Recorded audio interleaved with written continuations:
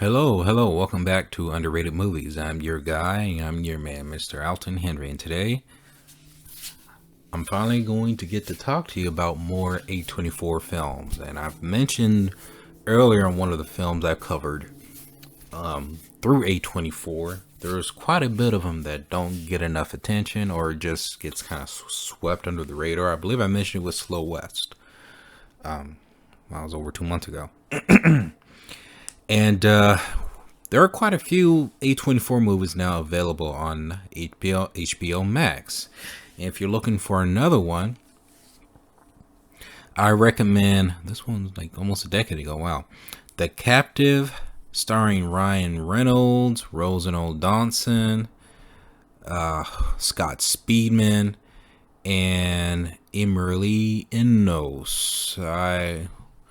I remember that actress from Sabotage, and then she was also in, I think she was in World War Z with Brad Pitt. And then Kevin Dunnard.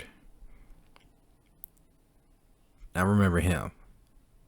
It's a story that takes place within an 8-year time frame after the disappearance of Cassandra, the daughter of Ryan Reynolds and Murilo Enos' character. And over the course of those 8 years, investigations become intense when they find out that the daughter is still alive. Now, this film is a little bit different, or it tries to be, and I think maybe to a fault. The film shifts back and forth. It's a non-linear storytelling, but it does that to a certain point, and it does it again later. And I think it does that to make the film a little bit more engaging, just to kind of know, just to be a little bit more story engaging. And you have Ryan Reynolds, who I think who does a phenomenal job. And in fact, I don't think he gets enough credit when his more dramatic roles. I mean, because this guy shines in this film, where he plays a father who's become, who pretty much becomes very grief-stricken, and to the point where everybody kind of suspects him that he's the one that pretty much kidnapped or done something with his own daughter, and he's pretty much just, I would say, he's considered really like the number one suspect. And really, it does get a little bit, he shines in here. I think he really shines in here. He shines really. And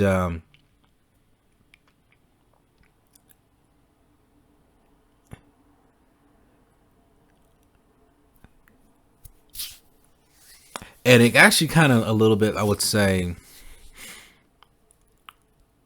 a bit concerning that everybody kind of believes he's the one that kidnapped the daughter.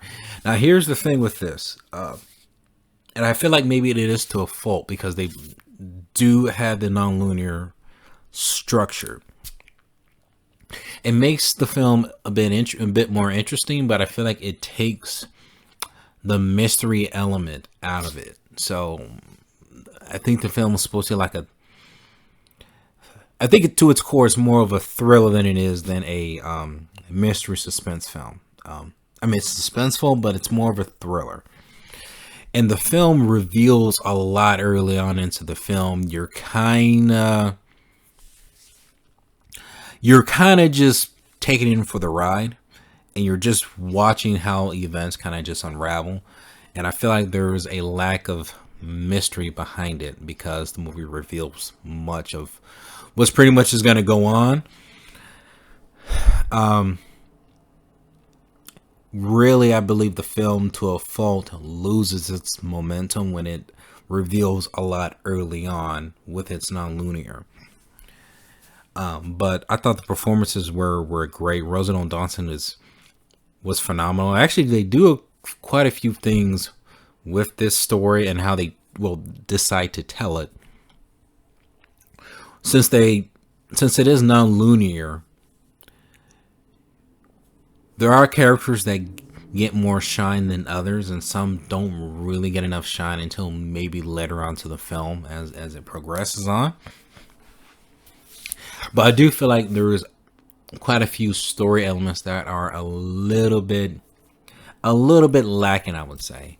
I thought the writing was cool. I thought Scott Speedman, whom I don't really see in a lot of his work, but here he was pretty cool as the detective. I think this film deserves a little bit more recognition, but I mean, it's a I won't necessarily say it's a tough film to watch, but it is something that is very engaging with its subject matter, dealing with child kidnapping, and just overall, I think the story, the way they choose to tell the story, I thought was very, very interesting. And then if you notice in the film, since the film takes a span of 8 years, which I'm assuming in the winter time, so it's like every year you see it's in the winter time, it makes it feel like much more time, or it feels like less time has spread out, or what I'm trying to say, it feels like there's been less time than 8 years. It feels like it's been more than months, or maybe a while. And I feel like the film could have done a little bit more when it comes to its mystery element. I think the film lacked the mystery element a lot, but I thought the payoff was really good. It didn't feel too much like a Hollywood ending. I mean, this is a A24 film, but I could see this film might not appeal to everybody, because I think there are a few plot holes or plot elements that don't really get resolved, why certain things are happening. So you're kind of, I think, taken in for what it is, but there could have been some, I would say, more clarification regarding to certain elements that were being revealed to the plot as the story goes along. There's some things that I think that are lacking. To be quite honest, I don't think the non-linear structure was necessary.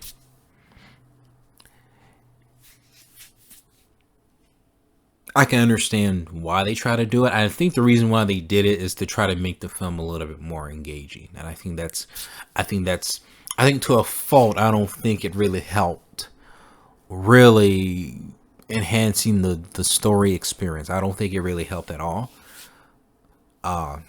In fact, they should have just played it out just a regular linear film, and I think it would have delivered much more.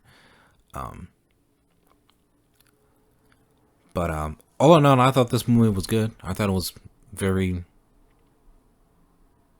I thought it was good. I thought it was a very good film. I think it. I think there is some solid goodness in this film. I mean, I don't think it's a bad film. I think it's underrated for trying to do a little bit something different with a simple premise, and one of the lesser known A24 movies that I think you should just give it a one-time watch. Like, subscribe, comment below. Have you seen The Captive? Let me know what you think, and what is your favorite underrated movie.